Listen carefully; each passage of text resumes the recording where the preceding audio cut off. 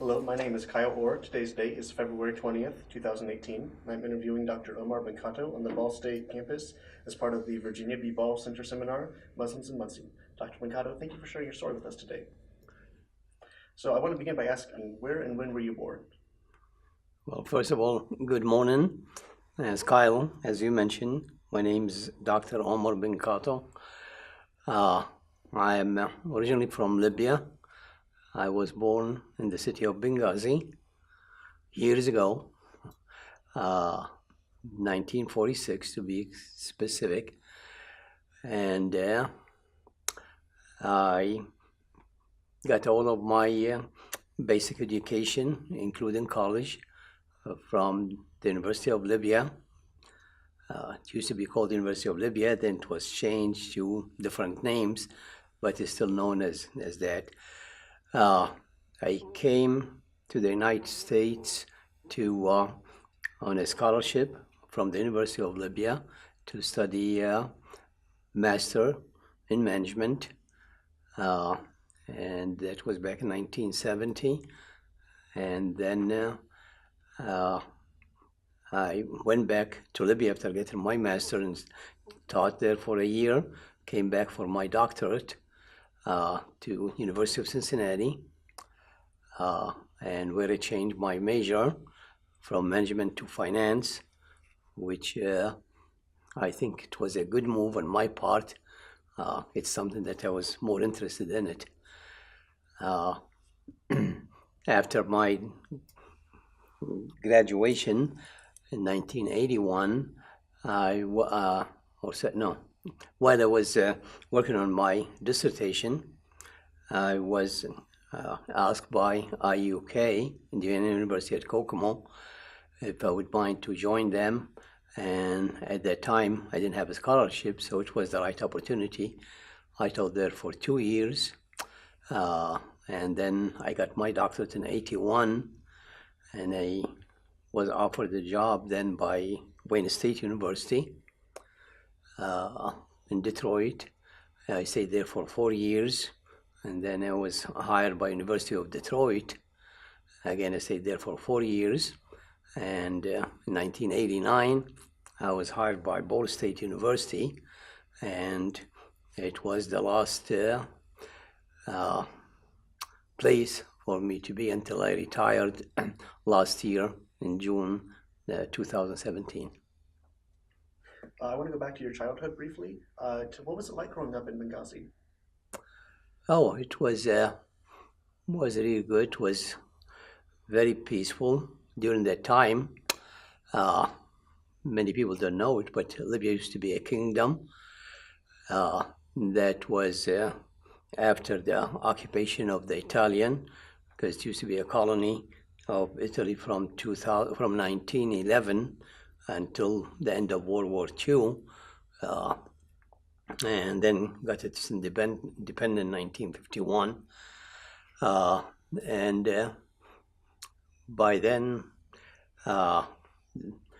the country has very much any unknown resources, natural resources, and but then they start discovering oil and start exporting it in 1961. So the standard of living start improving. But in general, the population was small.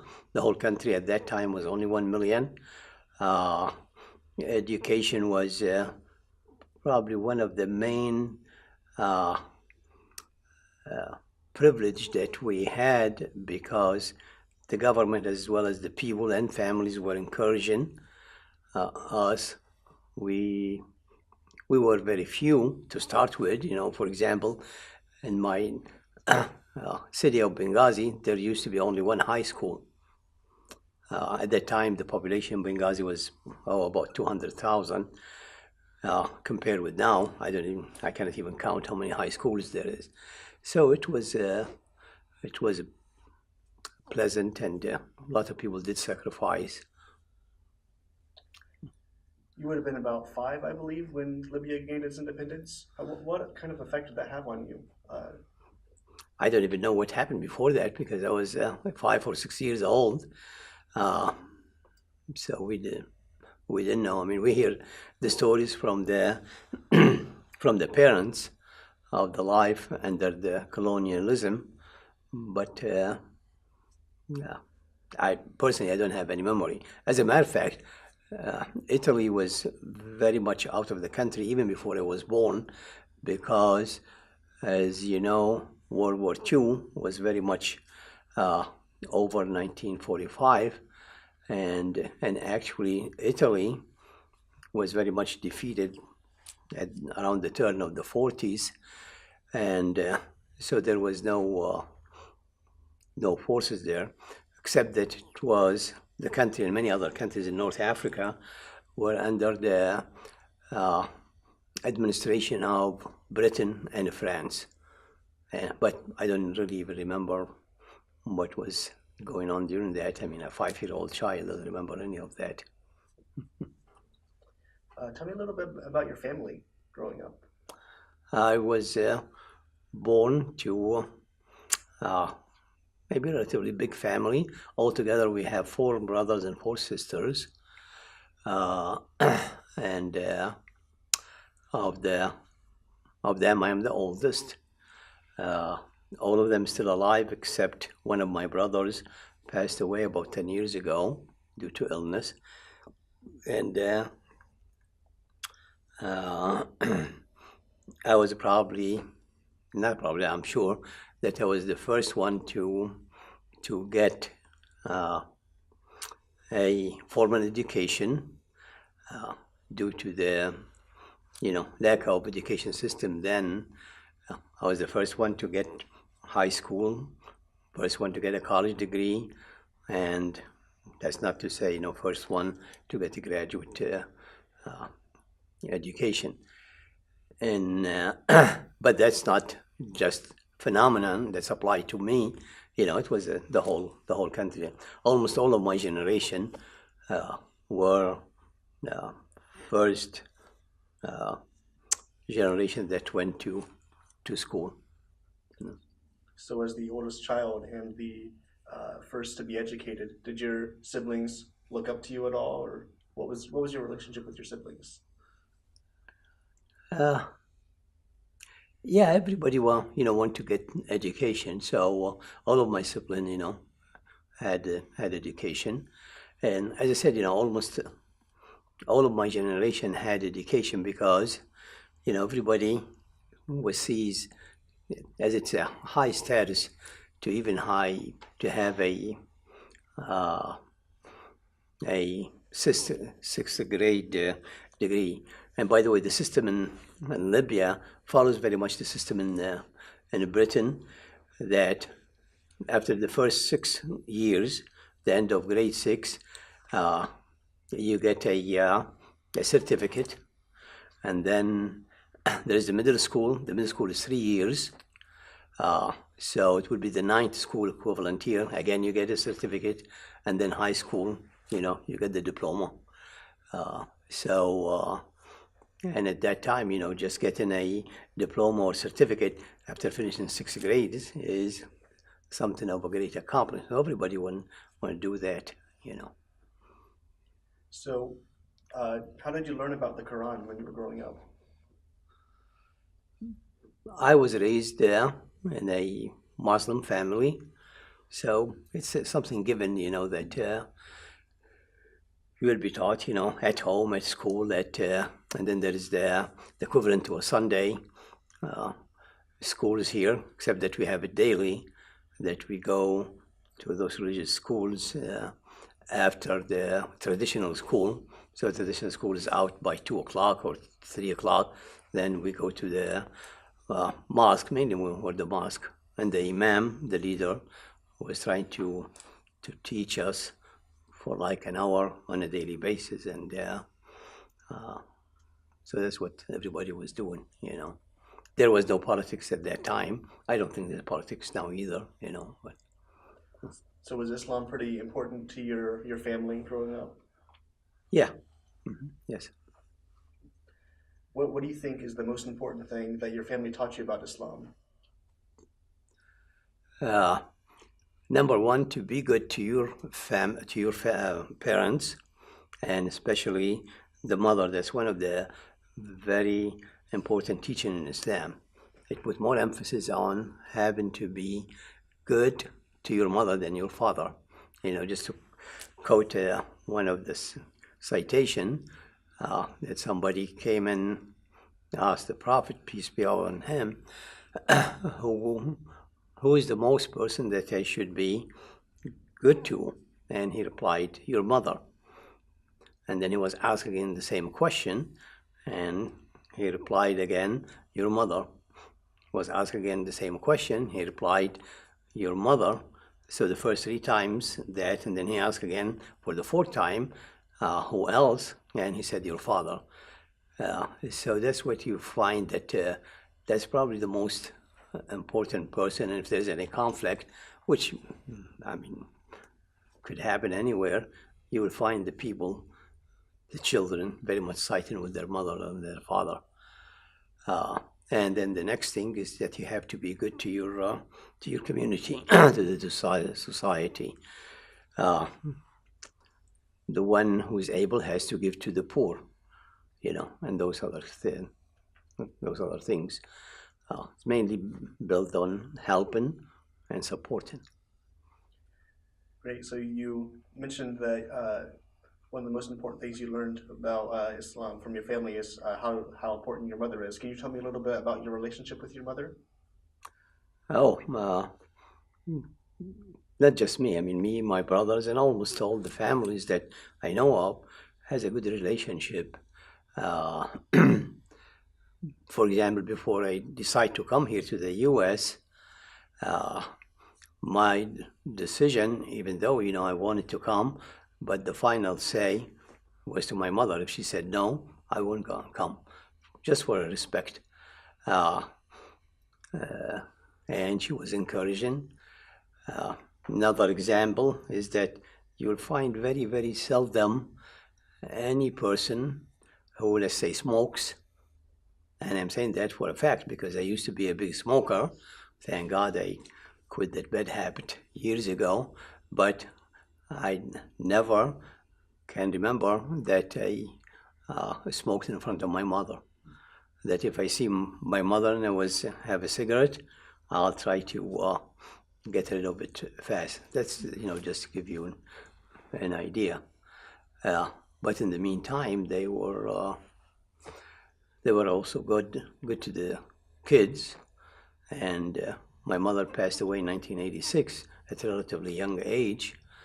And it was very, very disastrous for me then, and especially that I was here, I was away, I wasn't even able to go to attend the funeral due to certain circumstances under Gaddafi's regime, that my presence back there could have been dangerous for me. So you came to America around 1970, is that correct? Yes, sir. Mm-hmm. That was a year after Gaddafi rose to power. Did that have any effect on your decision to go to America? Gaddafi being in power, has a great effect. Was one of the main reasons. And as a matter of fact, it wasn't even a year. Gaddafi came in September '69, and I was on the plane in February 17 or 18 of 1970. So virtually, I really had no experience of the ruling and the misery that people suffered under Gaddafi. During the first 4 or 5 months, it was still Mr. Nice Man, and so all I know just from what I hear, talking to people, talking to my family and things like that. What do you remember about the events that surrounded Gaddafi's rise to power? I'm sorry, what did you say? What do you remember about Gaddafi's rise to power? Do you remember how that went down, how that happened? Yeah, as I said, the country used to be kingdom, and the country was just coming out of the war which really was not our war. World War II, there was a lot of destruction due to the fighting between the Axis forces and England and France and so on. For example, one of the biggest battles that took place was in the border between Egypt and Libya. And it's famous, you may have heard about it, famous by a battle of the Alamein, which is a city close to the border of Libya and Egypt. And if you go back to the history, you may hear another place being mentioned frequently during the war, and that's Tobruk, and that's a city in the eastern part of Libya. So the big war between Montgomery on the British side and Rommel on the German side took place in that area. Montgomery wins, so he moves from Egypt all the way to almost the borders of Libya and Tunis, and then things turn around. The Rommel pushed him back and kept going back and forth, and as a result there was a lot of destruction, so the infrastructure was bad, in addition to being under colony by the Italian. Prior to that was under colony for about 500 years under the Ottoman Empire. So the people welcome that this be ruled by Libyan, and things were bad in the beginning, but then oil was discovered in 1955, and economically people start getting better. And that's the good side. The bad side, that whenever there is an improvement economically, corruption will start. So we start seeing a little bit of corruption on some of the people that have power in government then. And so what happened, people were a little bit disappointed. So when Gaddafi took power through a coup, he called it a revolution, but it was really nothing but a coup. He has a lot of support, not for him, but thinking that the corruption or the start of corruption could be stopped. Well, yes, it stopped, but it was replaced by 100 times worse corruption under him.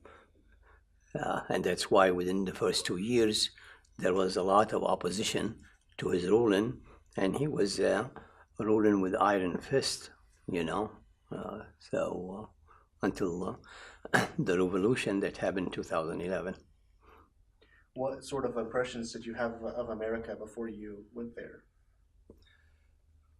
Well, America is seen as one of the big power among the two. The relation was very, very friendly. As a matter of fact, the U.S. used to have a big base, military base in Libya. It's called what's it called? I remember it, I forgot now. If I recall, it was the third largest U.S. base outside of the U.S. The base called Wales. It was in Tripoli. The discovery of oil was very much led by, American companies. I remember when I was a child that we always hear the word like Esso, Occidental, and then the French was that Total. Italian was the biggest company, was called Eni. So there was a lot of contact with the people, and also if you read or if you remember, at the end of World War II, America came up with a project to help all the world. Okay, it's called Marshall, named after Secretary Marshall, who was a military general, and then became the Secretary of State under, I believe, under Truman. Okay, so they came with the Marshall Project, and that was mainly to help all of the countries being affected by World War II. A lot of countries in Europe benefited from that. Germany is one of them, Great Britain, and the Far East. And in addition to that, and it was broken down into certain segments. And I remember the fourth point in that project was referred to it as the fourth point of development. That was mainly geared toward the developing countries, like they've been affected by the war, like Libya. So I remember there used to be a big office there that everybody knows it as the fourth point. We didn't know what does it mean then, until later on as we studied and learned that it was the fourth point under Marshall proposal or project. It wasn't. So did you choose the United States because of the friendly relations with Libya, or because it had a really good educational opportunity for you, or why specifically the United States? As I told you in the beginning, I had a scholarship from the University of Libya to go and study for my master's. And at that time, everybody was looking at the U.S. as being the leader, especially in the area of business.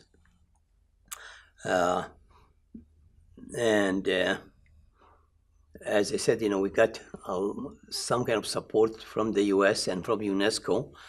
For example, I remember that in my third year in college and fourth year in college, I had two different professors. One was American, one was Canadian, and those people were on a grant. They had a grant from the U.S. to come there. I'm more familiar with the fourth year professor. I'll try to remember his name. I always remember it, but he was a doctorate student in Columbia, and he got, I believe, a Fulbright to come, and he taught there for about 2 or 3 years. Why I mention that, because they were kind of like the basis of giving us an idea of what's the education in the U.S. That's one reason. The other reason is the relationship was excellent then, and there was an institution that was operating in Washington, D.C. It's called American Friends of the Middle East. It's known as AFMI. That was hired or volunteered, I don't know exactly, that they took in charge the responsibility of getting us visas to come here, applying for different schools and so on. So those are among the reasons why I came here. So I came sponsored by AFMI, American Friends of the Middle East, but my cost was completely paid by the Libyan government, because the University of Libya was part of the state school. You mentioned visas. Did you have any problems with the visa process and hurdles to jump through? For those days, I remember I took my passport and documentation, whatever is asked, to the consulate in Benghazi. I believe it was like 10 o'clock in the morning, and they told me come back afternoon. I came back around 2 or 3, and I had my visa. So when you... And by the way, the visa was multiple entry visa. It was good for 4 years, come in and out, no question asked. So when you first came to America, how did you adjust to the new culture, to the different culture? It was harder to adjust to the time than the culture, because you have a difference of like 6-7 hours. And I remember the first time it took me about 2 weeks just to adjust. As for the culture, at that time we were young, And as you know, young people, there is nothing that you are afraid of, There's nothing that can stop you in your way. So that's what we felt. We were driving in areas that we were told don't drive and don't walk, uh, and because we had a little bit of education, in terms of English and so on, and so we're very much acquainted. And also, don't forget, thanks to John Wayne, probably don't know who John Wayne is, but we used to be bombarded by a lot of Western movies, so we know very much what was going on, When you first came, how did you kind of identify yourself? Did you identify with like by ethnicity or nationality or religion or? Again, when I came here, I was like 21, 22, I forgot. Uh, we have two goals: one, to be educated, and two, to just get involved with make friends, So the only ones that we really mingle with is, and that's very natural, is people from, in my case, people from Libya. At that time, you see the same thing. People from Pakistan are very much mingling with the Pakistanis. People from Belgium doing the same thing, and so on. But as time goes by, we start getting together and so on. So there was no emphasis on nationality or ethnicity or this kind of things. And don't forget also the time I came, it was the peak of the hillbilly, not the hillbilly, of the hippies movement. And one of the things that the hippie, were after is peace and love, So we used to go to the parks and just having fun, Did you ever face any discrimination based on your ethnicity or religion when you first came? And not really. I really haven't. I mean, sometimes somebody may say a word here or there, but how many? Maybe once or twice. I can't even.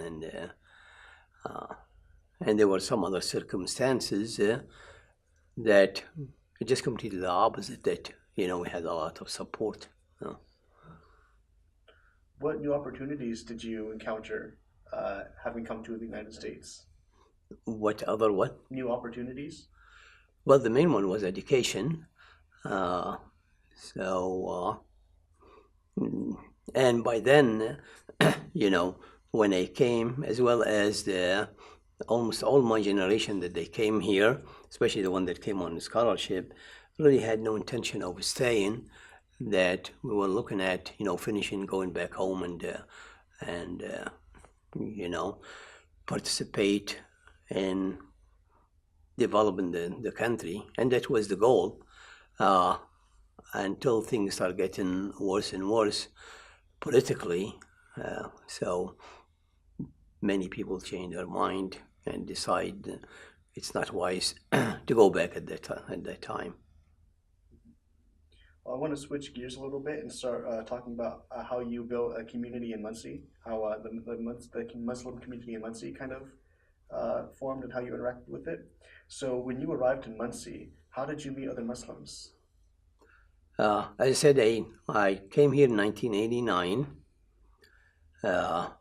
and just before the beginning of the year, of the academic year, and the Ball State already been starting sometime in August, after the middle of August. And the first contact I had was a call. There used to be no emails then, from Dr. Ali from Pakistan.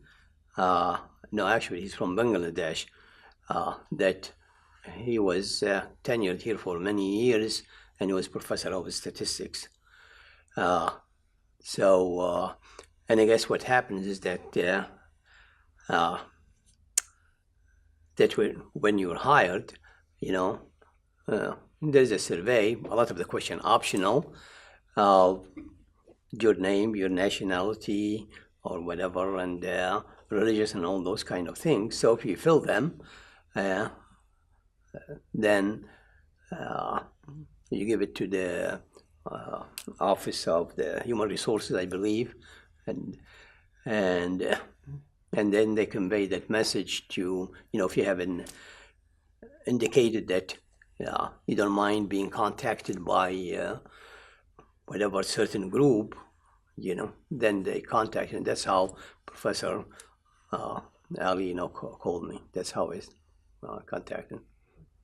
What was your relationship like with Dr. Ali? Well, it was a good relationship. I mean, we were looking at him as he's our mentor. He's our elderly. Don't tell him that, though. And he was a very respected person in the community, and so on. That's how we looked at him. When you came, was the Islamic Center of Muncie already established? Yes, and the place was here right on Ball Avenue, and the address was 1717 Ball Avenue, and it was, I believe, purchased originally about 10 years earlier by a group of students, Saudis, and I believe some Libyan students. They raised money and they bought it. And before that, I was told that they used to have an apartment, that they rented an apartment, so on, where they go and practice, especially the Friday prayers. So by the time you came, the Islamic Center had already split from the Muslim Student Association? It never was. There were never two parts. Okay. I mean, officially they never were, but unofficially, yes. In fact, as I said, the one who established this or bought that mosque on Ball Avenue were a group of students. So, and then, let me take it back. And then when they started, in order to encourage them, in order to get the experience from them, from the Muslim Student Association, and the Constitution states that the vice president of the Islamic Center will be the president of the Muslim Student Association. So this kind of relationship, it's more or less organization than anything else. Also, the Constitution, the old one Constitution used to say that the advisor, the faculty advisor, also of the Muslim Student Association, is also a member of the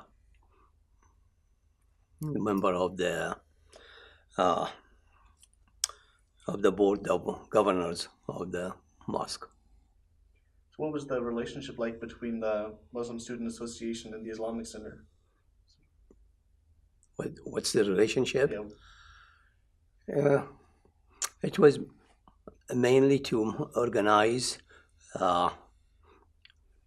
certain events and more or less help each other, support each other. For example, when the Muslim Student Association, sponsor what they call the weekly, they get support, sometimes even financial support, not that much, in order to help them to invite a guest speaker or those kind of things, provide foods for the events.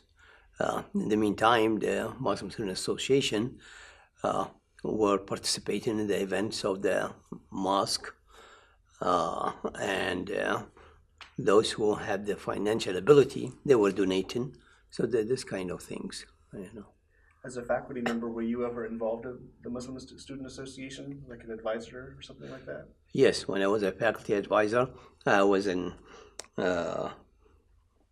I was a faculty, I think for about 4-6 years, I was an advisor to the MSA, Muslim Student Association. Tell me about your time as the advisor of the MSA. The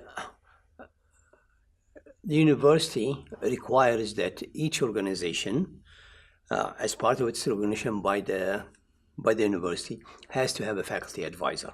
So regardless of what it is, whether it's a religious organization, whether it's a social organization, whether it's anything has to be an advisor. So I was asked by them and I accepted, and it's more or less that kind of supervise their activities, authorize their spending, because their spending, each organization has to have an account with a bank or credit union, and actually the money is not dispensed directly by the organization but by the university. I mean, it's not the university money, it's the other one, but just kind of to keep control.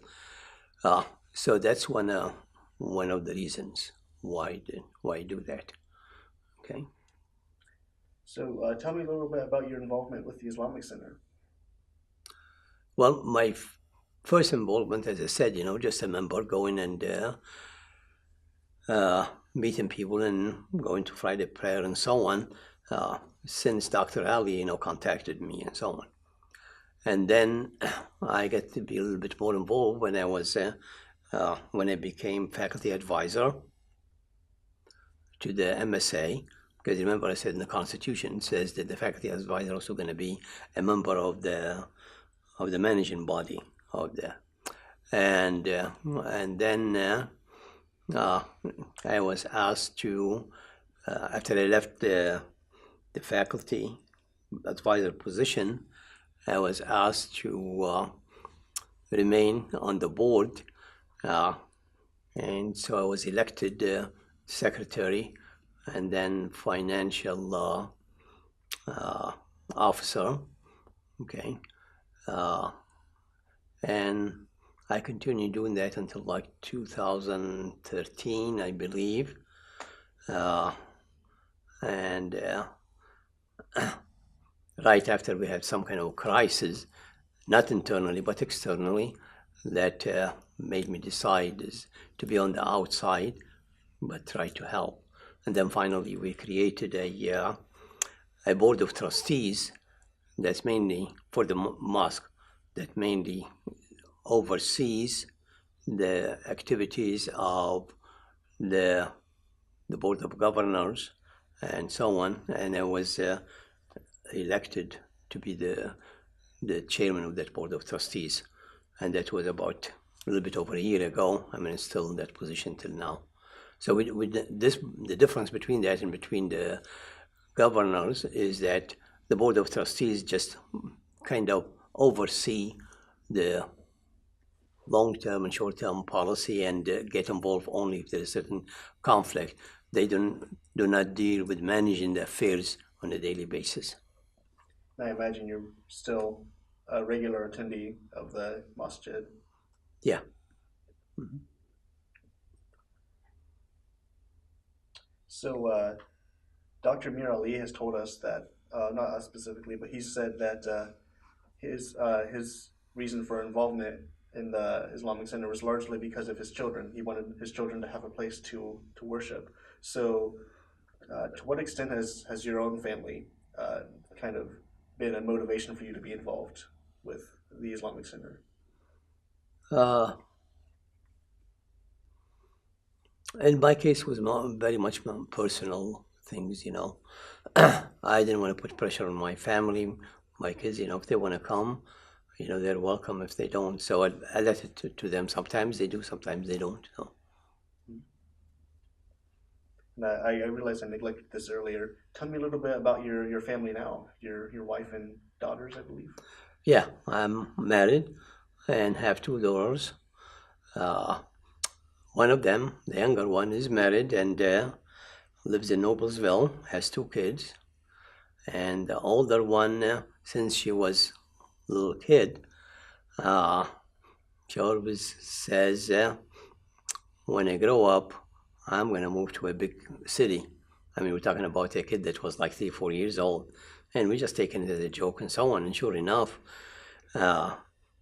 when she grew up, both of them went to Ball State here.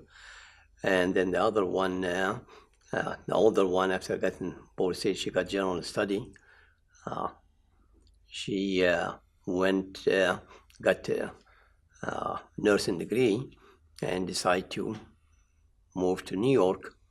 And now she lives in New Jersey, exactly in Hoboken. I don't know if you know where Hoboken is. If you don't know, just ask Frank Sinatra. He's from there. Okay. Well, Hoboken is only across the river from New York City. So her wish is to live in a big city, and that's what she did. That's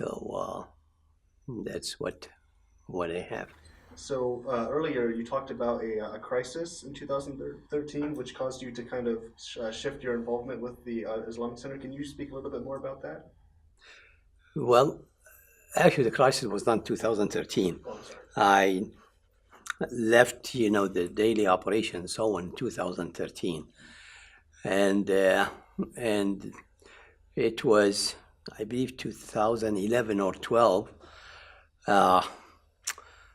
At that time, there used to be one of the members, his name Shabazz, Amir Shabazz. May God and Allah bless his soul. He passed away a few years ago. He called me and he, with tears in his eyes, and I was saying, what's going on? He said, well, we lost the mosque. I said, what are you talking about? Yeah, so I had to rush and came, and also called Sabr Bahrami, Dr. Bahrami, and he told us that I forget how did it, that he found out that we no longer owns the mosque, somebody else owns it. Well, how? That we failed to pay a ditch tax, $120 a year, and it was sold in a sheriff sale. So, right there, the three of us got and met together, and we mentioned it to only one or two other people. And we investigated. We hired a lawyer right away, and what we found that there was a guy, him and his brother, they even have a company. I forgot what's it called. They're so dirty that they're not even worth mentioning the names. That their goal, what they do, they just pride on people that have in trouble, and we read about them that they even were mentioned in Fortune magazine. They had a big article about them, that they own more than 99 properties that they end up owning through gimmicks and things like that,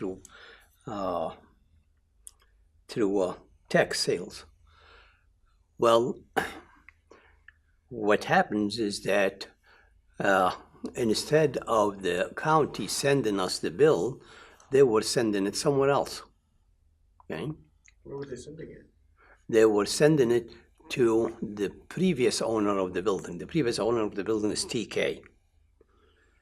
And was TK part of it or something? I don't know. We don't know. But he never contacted us and say anything. And we didn't know. All I know is that religious organizations are exempted from property tax.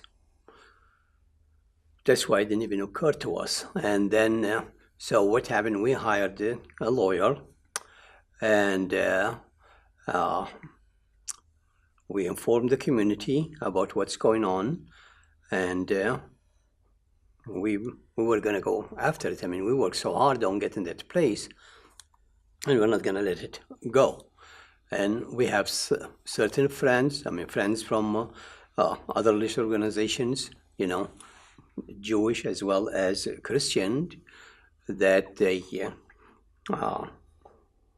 asked us to meet, and we met, all of us, and they gave us all the support that they would be willing to do anything if we want them to.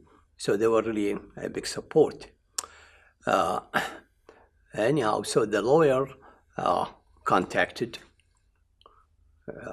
that person's lawyer and said, okay, do whatever you want to do, but we're going to file a lawsuit and we're going to make a big noise of it and so on. So finally he came back and said, well, I'm willing to donate it back to you if you do certain things. And the things is that if we rent it back from them,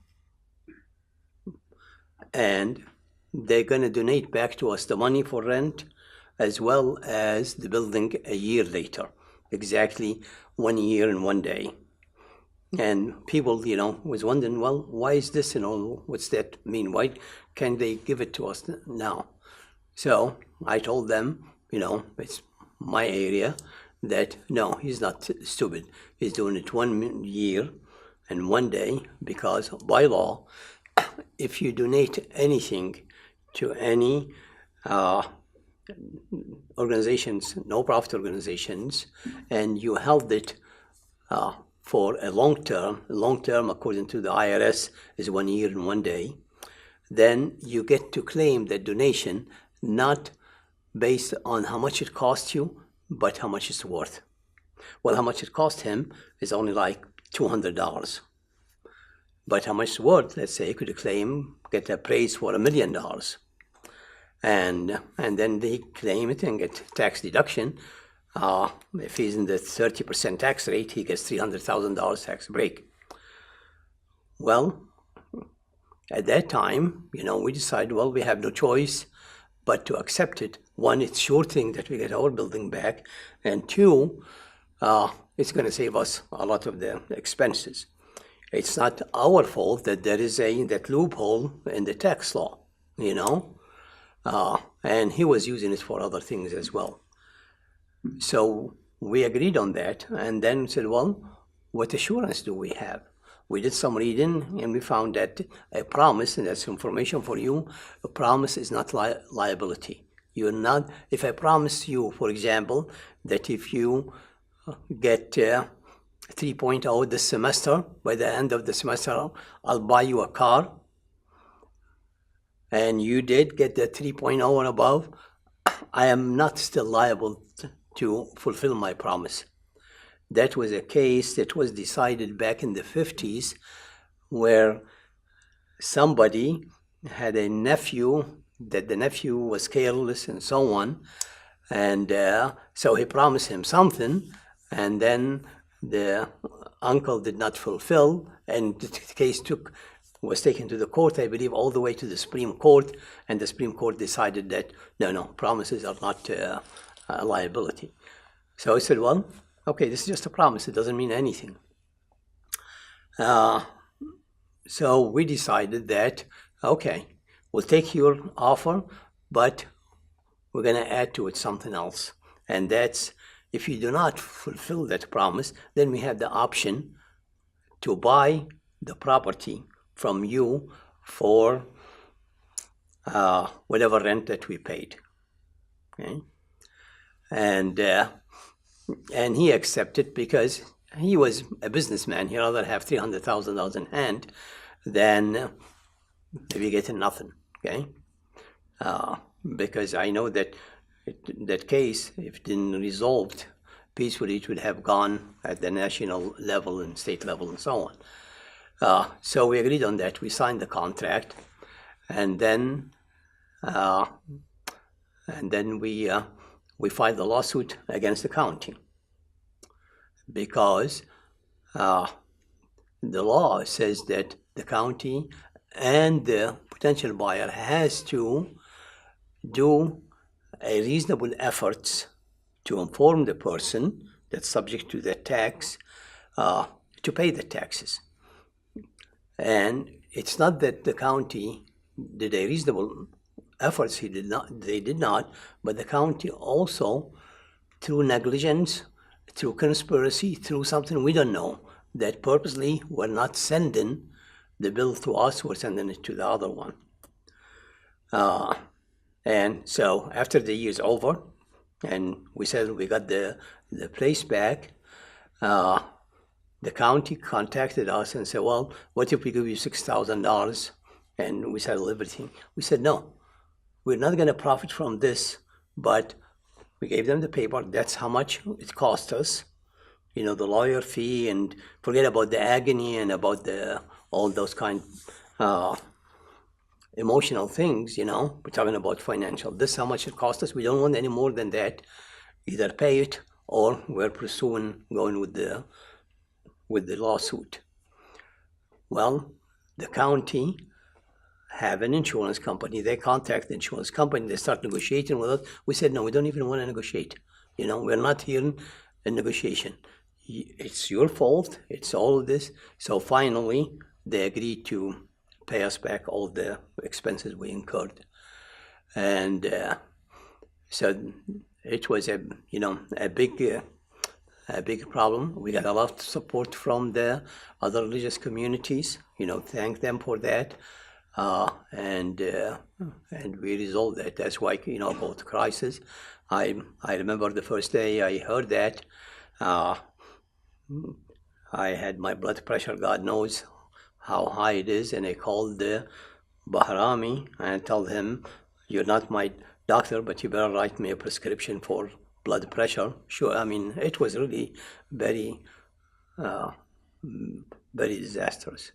And then after that, I felt that me and maybe the other people, failed for doing something. So that's why we decided to stay out. We still, help and do everything. And then finally, me and other people, including Dr.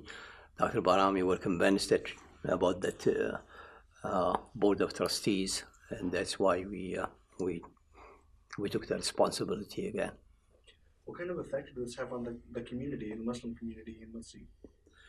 The community were very supportive. Obviously you're going to have one or two people that will criticize and will do this and do that and so on, but we disregard them. The community, stood by, and we created a fund.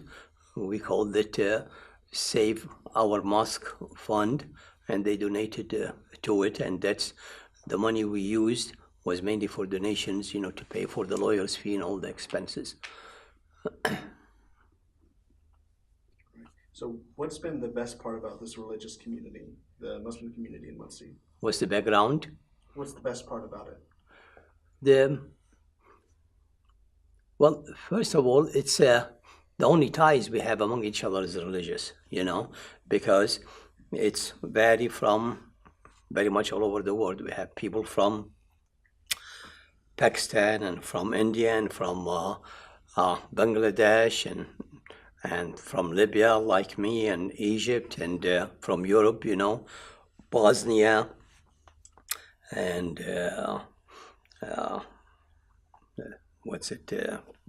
different parts. In addition, obviously, to the African Americans. So we,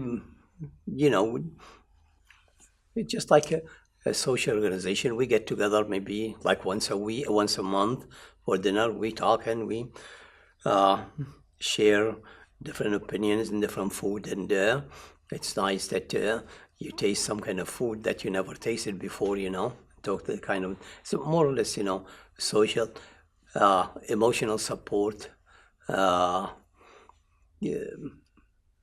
We may consult each other if there is anything of need. For example, medically, may talk to one of the physicians, and we had certain people that have limited income, that they were taken care of medically by some of the physicians, having surgeries and things like that. We also raise funds, which we call the needy people, that we, give them certain amount, whatever, at the end of every month. So this is the kind of, somebody gets sick, make sure that we go and visit them in the hospitals or at home. So that's basically it. And above all, it's more importantly that we try to spread the word of peace and love and no discrimination whatsoever for whatever reasons. We always preach and teach and mean it that we are completely against any violence, any harm to the outsiders, to the point that, for example, if I give a Friday speech, almost every time I emphasize, if I hear of anyone that try to harm that community, I'll be the first one to go and to the authority and tell them all of those kind of things. Just to show the people that we are here for peace. And I know you didn't ask me this, but I'll have to say that what's known, those people, those extremists like ISIS or Qaeda, all of those kind of things, they did more harm to the Muslims all over the world than they did to the non-Muslims. Okay, a good example is look what's happened in Syria. Another example, my home country, Libya. It's been in war now in the last 3-4 years, and big part of it is led by them. I don't know what kind of mentality they have. They, just like a couple of weeks ago, they put a bomb in one of the mosques in my city, Benghazi, and over 50 people got killed. 2 weeks before that, same thing. If you hear what's going on in Egypt, so if you count the number of casualties and the number of people that have been harmed by this group, it's far, far more than what they did to non-Muslims. And then the agony is that you hear the media and you hear the unknowledgeable people, mix and mingle us with them. I mean, why you even have to compare me with them? They are my enemy. They did harm to me more than they did to anyone else. That really hurts. So that's one of the things that I wish to that any person that doesn't know the fact is to know it. I want to switch to talk a little bit more specifically about the masjid itself. So, the Ball Avenue Masjid served the community for like 30 years. Tell me a little bit about the decision to move to the Hessel Road Masjid. Okay, the Ball Avenue Mosque was purchased, I believe, like in the 80s, early part of 80s, and it was the efforts of some of the students. So based on their financial ability and so on, they ended up buying that place, which used to be some kind of a church, prior to that, an old building, relatively small, and it was deteriorating really badly. And also during that time, there were an increase in the number of students, Muslim students that's joined in both states, especially Saudi students. And because the cost of operating that mosque got to be very high in terms of high bills for water, because there's a lot of water just wasted, electricity, heat, and so on. And the community then used to be much bigger. I'm talking about the residents, not the temporary ones who are students. So it was led by the resident here have the ability, and we start raising money. And remember, we're still not that big. It took us about 10 years to finally come up with enough money to buy that. So those are the two things. One, the need for a more efficient, moderate building, and the increase in the patrons. So that's how we decide to do it. I'm sure it was a lot more difficult for students to go to the Hessler Road Mosque than the one on Ball Avenue. So did this move have change the relationship between the Muslim Student Association and the Islamic Center? No, we didn't have any problem with the students, because most of the students live in Scheidler or in the apartments nearby, and the distance from Scheidler to Ball Avenue versus distance from Scheidler to the other one is very basically the same. It's more accommodating, for example, many of them, they may get together, use the basement or use some other facilities. We had a little bit of opposition in the beginning from the African American brothers, because they said, well, this is going to be a little bit far from us, because the majority of them lives on the South Muncie area, not exactly south, but somewhere it's going to be further. And then we convinced them that, if you have any problem, commuting, we could help you. And there was no problem. In fact, the first president of that mosque was African American, who was Brother Amir Shabazz. Tell me a little bit about Amir Shabazz. What do you remember about him? Well, when I came here, obviously he's a Muncie, I believe he was born here or in Chicago, I don't remember example, but he's native of Muncie. He was very much involved in the movement, of the rights movement and so on back in the 60s, my understanding. And he is, a good person to start with. He was, convinced himself to convert to Islam. I believe it was during the era where Elijah Muhammad in Chicago was the dominant figure. Even though in the case of Elijah Muhammad, his preaching was really not to be considered as the pure Islam. So later on, people, African Americans, start leaving him and start joining. He was one of the people that was the pillars for the establishment of the Muslim community here, before he came. And he was involved in very much activities as well as other civil activities. And he was very well known by many of the people leaders and the leaders of the Muncie and the county area. Okay. So in 2017, the Islamic Center elected Bibi Barami as the first woman president. What's your response to this? How did this? What do you make of this? Me? Yes. Or the community? You personally?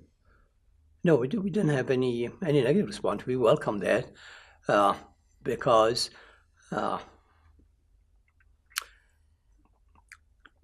remember that the teaching of Islam emphasized the importance of the mother.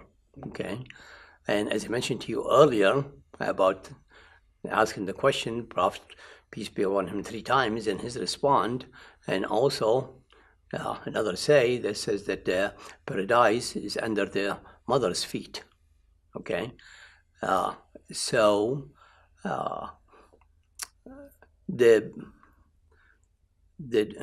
degrading of woman, it's not really part of the Islam. It's more or less a cultural things. Culture has to do. For example, if you look at the burqa and what's used, in Afghanistan and so on, that has nothing to do with Islam. It's just culture. This group of people, how they do it. Just like when you look to Amish here, you find that the Amish women always have to put that thing on their head and long dresses and so on.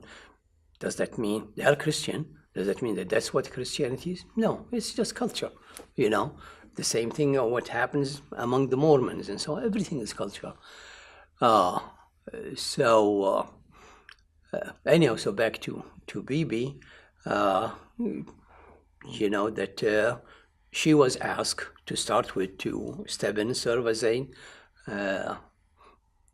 a president, and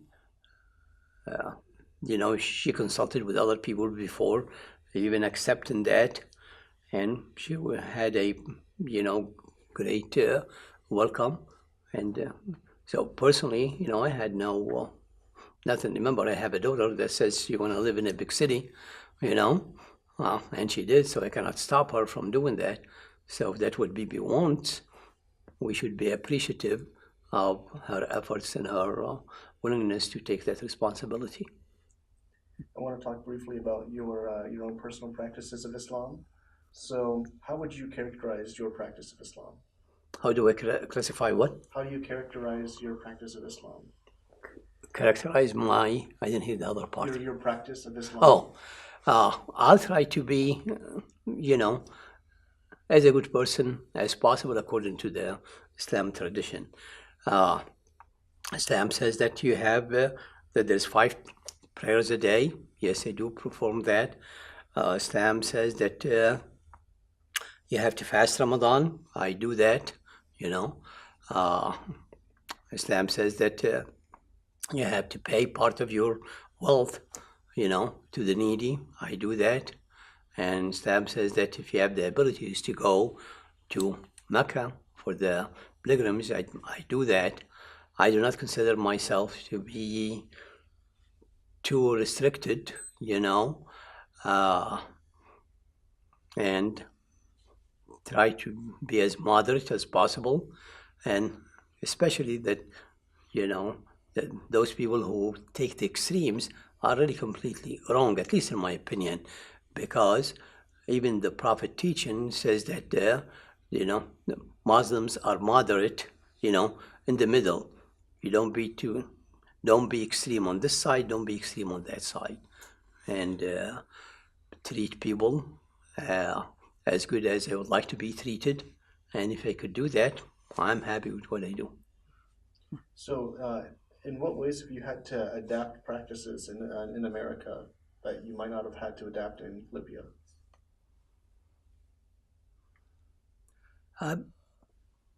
One of the good things about America is that there is nobody would stop you from doing whatever you do. So,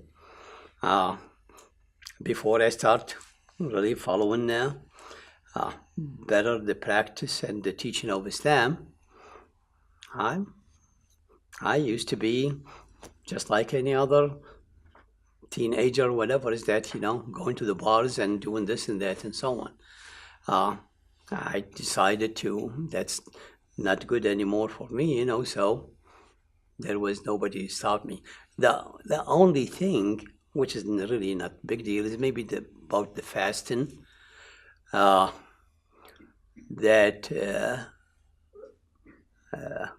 because you're dealing, you're in a community that they don't do that, that you may not be, you have a little bit of, not restriction, but limitations, more or less.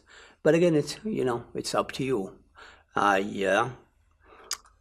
As I mentioned to you or somebody else, that I taught like close to 20 years or so of the MBA students, and our MBA program here is mainly offered in the evening.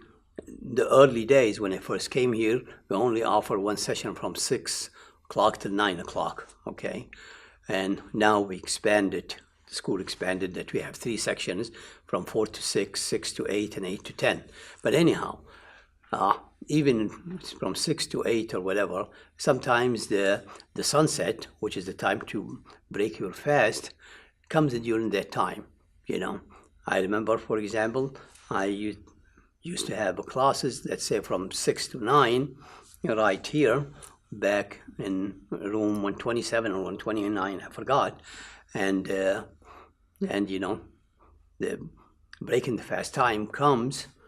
So obviously during that class, especially if it's in the middle of the period, I cannot, just say, okay, here I'm leaving. So that's maybe the only difficulty or so on, But even during that time, I would bring something with me, and when it's time, I just eat it and I just joke with the students, But again, the MBA students, majority of them are part-time students that they have jobs themselves, and they experience that themselves. Sometimes their job will call for them that they miss lunch or miss dinner and all of this. So, What would you say is the heart of Islam? what do I say? The what? The heart of Islam? Heart? Mhm. I don't know what do you mean exactly by the word heart. What for you is the most important, the most central part of Islam? Oh, okay.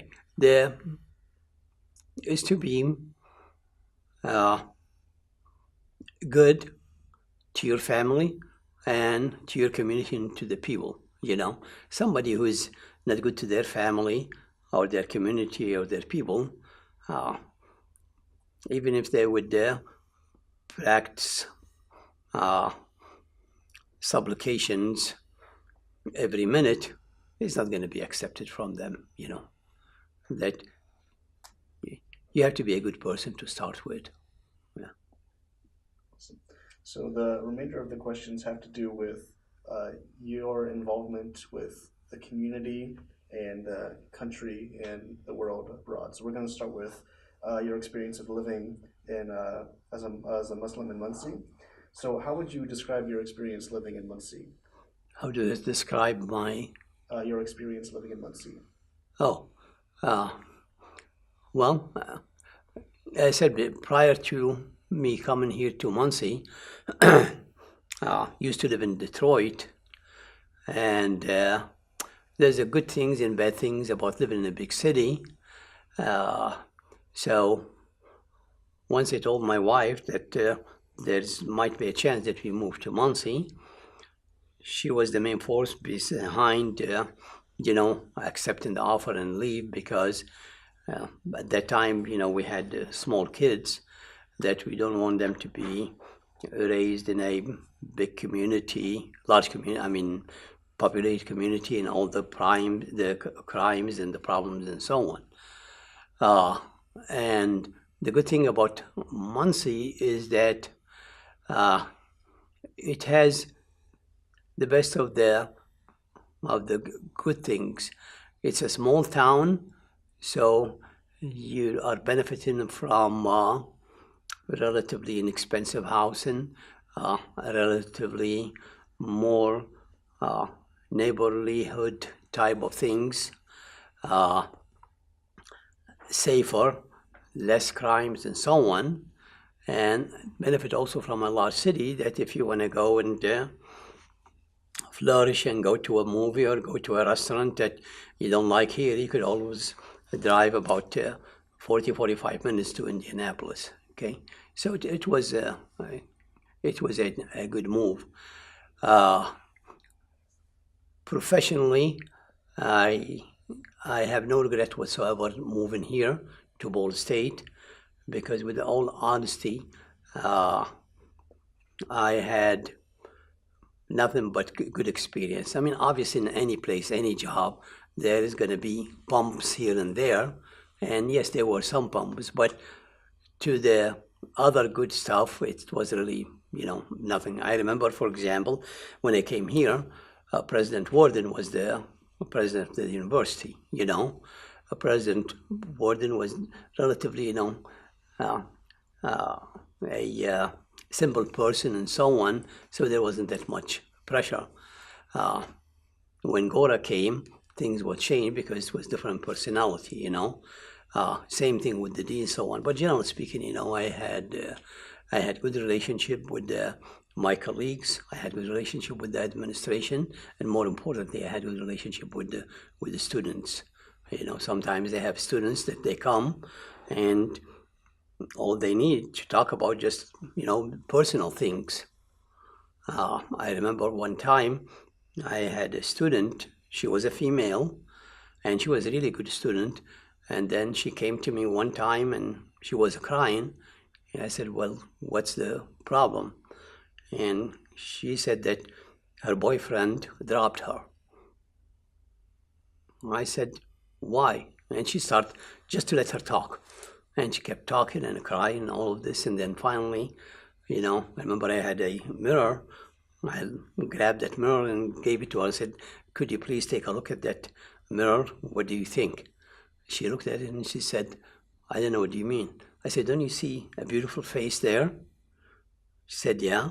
And I said, I'll tell you, and you have a beautiful heart. So guess who's the loser? It's not you, it's him, you know. So, I mean, this kind of relationship. And so I had no regret of coming here. And even more importantly, some people may ask, well, or they say, you know, especially those ignorant ones, well, you are here just to grab benefits and so on. Yes, I'm here and I appreciate the opportunity, you know, having some benefits, but also they were not given to me, handed to me for free. I've been in this profession teaching for 40 years.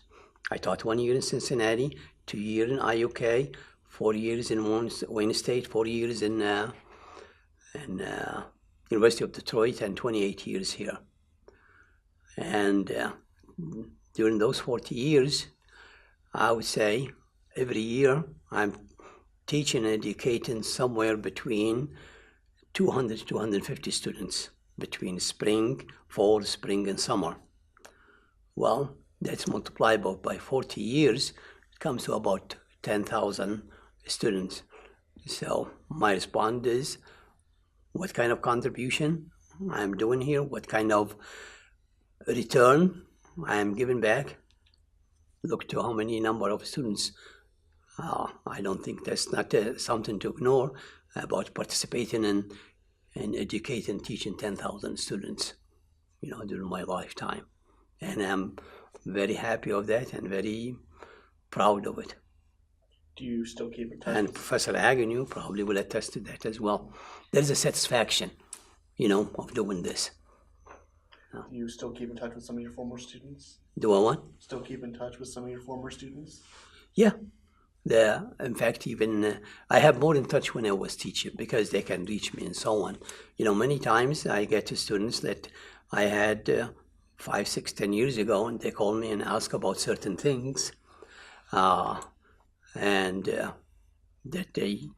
that it was taught to them, but they forgot and asked them because they find that is going to be helpful for their teaching, for their profession. So a lot has happened in the world, especially with evolving in America since you've come to Muncie. So what's your sense of, or have you been aware of national events that have happened since you've came to Muncie? Like when you came to Muncie, do you remember what was going on in the world? Well, I came once in 1989, and at that time, you know, that some of the problems started, you know, a little bit, not as much, but they started. The worst event that affected me and affected, I would say, easily all Muslims is the 9/11, you know. I remember very well, it was on a Tuesday, and I remember very well I had classes that day, and it was, my first class was 9:30, and I was leaving home about 8:30 or something, and then I heard about the Twin Towers. It was very hurtful because of what we've seen is that this is nonsense. Those are innocent people that happened to them. And we were concerned that it will affect us. And it did affect us, you know. I'm talking about negatively. However, one of the very touching things that right at that day, a group of Christians from different churches around here, they came to us and they offered their support. And in fact, the following Friday, which is, everybody knows that's going to be the big gathering, they came, different group of people, I think some Jewish as well, I'm not sure, and they surrounded the mosque on Ball Avenue, and they said, we are here to protect you. in case any ignorant people may come and harm you. And that's, had a big touch as well. So what was your greatest concern after 9/11, in the wake of 9/11? The greatest concern was safety, that because of the negative publicity and so on, you could have some people that are out of their mind, just like this cruise guy down in Florida, that they come and harm us. And in that process, they may end up harming some other innocent people that has nothing to do with the being Muslim, just happened to be at the wrong place at the wrong time. So that was one of the biggest things. One of the things that made things a little bit easier, and I have to, accept it. I don't agree with his policy all the time, is what President Bush then, in a speech, kind of discouraged any kind of negative actions, simply by stating that that the group of people who did that has nothing to do with being Muslim or something like that. That I would, in my opinion, that may have a little bit cooled some of the negative reaction. That otherwise, personally, I saw that we had a lot of support from neighbors, from colleagues, and as well as, from students. How did the community cope with some of the negative reactions that you might have experienced by more ignorant people after 9/11? You mean the Muslim community? Yes. They were concerned the same thing, but as time, that gesture that was provided to us by the non-Muslim community, as I mentioned, by their willingness to come and surround the mosque and protect us and so on, that made things much different, thinking that the world is still full with good people, and that made a lot of ease. Beside that, I'm talking about myself, personally. I didn't see any harm, even though we read in the media and certain communications, that there's some verbal attacks, maybe even some physical attacks on certain Muslims, as well as non-Muslim that are taught that to be Muslims, in different parts of the U.S. For example, I remember during that time, a Sikh person who was, Indian, the one that wore those turbans, some ignorant person said, well, turban means Arab means Muslim, so kill him. And they end up, killing the poor guy, and that's just to prove that the one who's doing that is really have no background except hate, and if you convince yourself that not the whole world is full of hate, in fact, the whole world is full of love and peace, then you live with it. But as a community, we did not really experience anything negatively. We heard, somebody was going to do this, somebody was going to do that, but nothing, nothing happened. In fact, with his own admission, Rick, what's his last name? Not McAllister. Again, he used to be in the army. I don't know what branch of army. That he said that at one time he was going to come and damage and do harm to the mosque, the one that you are in now. Well, Rick find later that we are not really doing any harm. that he converted to be Muslim himself and became the president of the mosque. You're talking about Richard McKinney? Yes. Mm-hmm. Okay. So you said that you didn't have a whole lot of backlash against the community or from the community after 9/11. Did that kind of change after the election of President Trump? Not from the community itself. Now that I'm U.S. citizen, so on, I have the right to criticize. President Trump is just like a little boy, you hit him on this hand, he comes back running and hit him in the other hand. I mean, the guy is just contradicting himself, and he's just saying things to, I don't know. So he's, the more he criticizes anyone, the more he gives the credit to the criticizing body. So, yes, there are some, but they know that he's, One of the countries that was affected by his travel ban was Libya. Did that travel ban affect you or your family personally at all?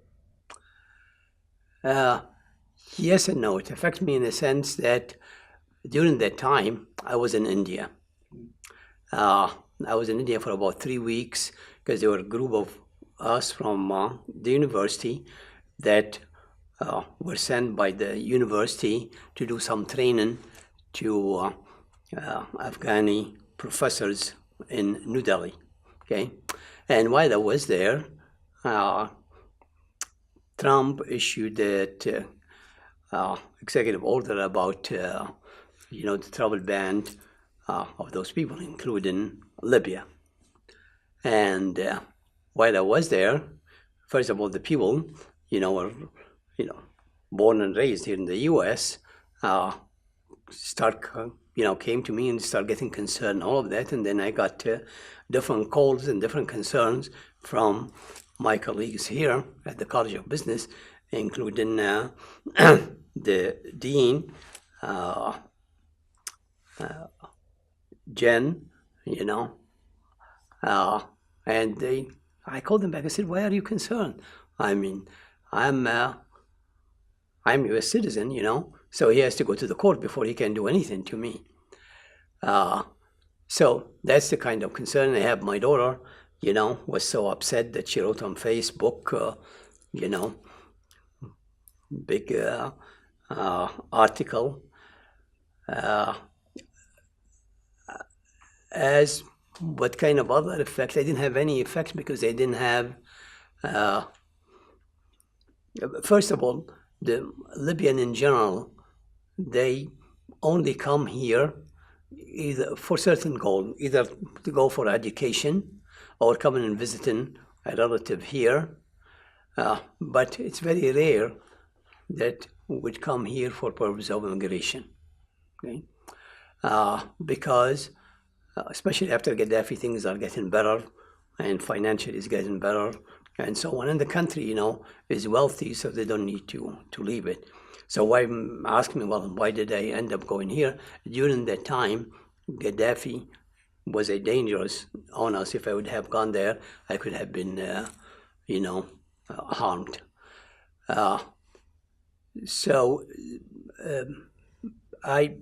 I know of no person that was prevented from coming because, to start with, remember I said Trump is just propaganda. He's just propaganda. He picked on certain countries that really has nothing to do with his claim. For example, he said that those countries, I am preventing their citizens from coming here in case they may harm any U.S. citizen. Well, the problem that the country he named was Libya, Iran, Somalia, Sudan at that time, Syria, and I forgot who was the other one, okay? It's been proven that none of the citizens of those countries ever did anything wrong in any of the Western country. The one that really did the wrong things, like 9/11, was led by an Egyptian, had about 16 or 17 from Saudi Arabia, had some people from the Emirates, yet none of those countries were included. What's the reason? Because he has some special economical interest in those areas. So he want to show the American people that he is against tourism and against blah, blah, blah, those people, and against anyone that may harm the country. So he did that. So the ignorant, the unknowledgeable people will believe him, and that's what happened. What are your hopes for the future? The hopes for the future? Mm-hmm. I hope that the U.S. will become the U.S. that used to be seen as the leader of helping the needy countries. Like what happened after World War II, when that Marshall Plan came and adopted, it had an extremely positive impact internationally on the U.S. That's what I like, what you say about the U.S. and the political system. And nowadays, the U.S. is seen as the big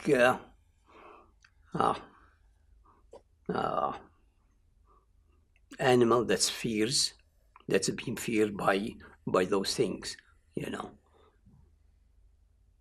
Okay, so in closing, I just have one more question, and you can take a few minutes to reflect on it if you want. But what is one event or story from your life that captures what it means to you to be a Muslim in America?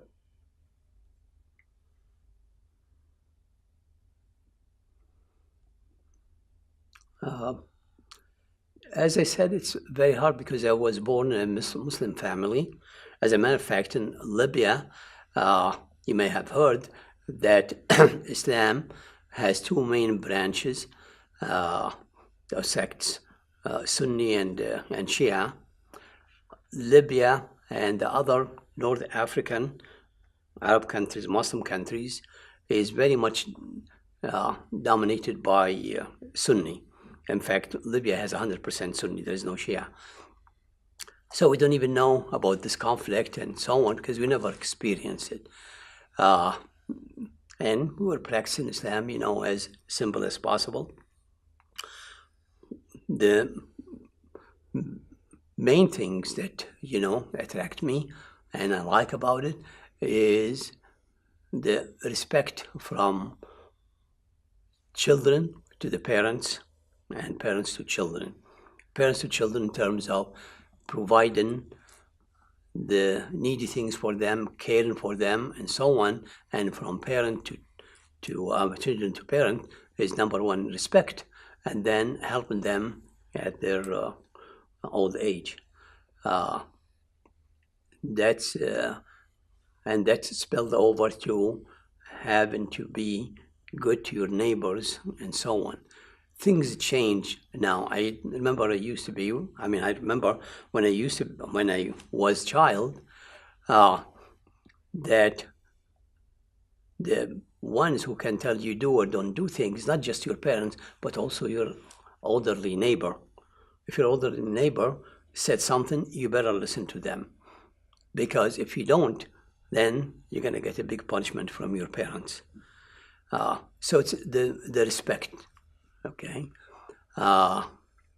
and the help if you have the ability, and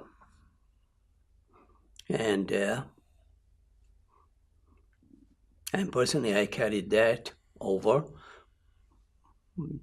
with my siblings as well as people that I know. All right. Thank you, Dr. Benkato. On behalf of the Virginia B. Ball Center Seminar Muslims in Muncie, I want to thank you for sharing your story with us today. Well, thank you for giving me the opportunity, and with all of my heart, you know, I wish you, Dr. Agnew, and you, all of you, a success in this project, because I know that your goal and intention is to investigate and come up with the truth, whatever that truth would be, you know, unbiased truth, and that's a very that efforts that you need to be thanked for. Thank you. Thank you.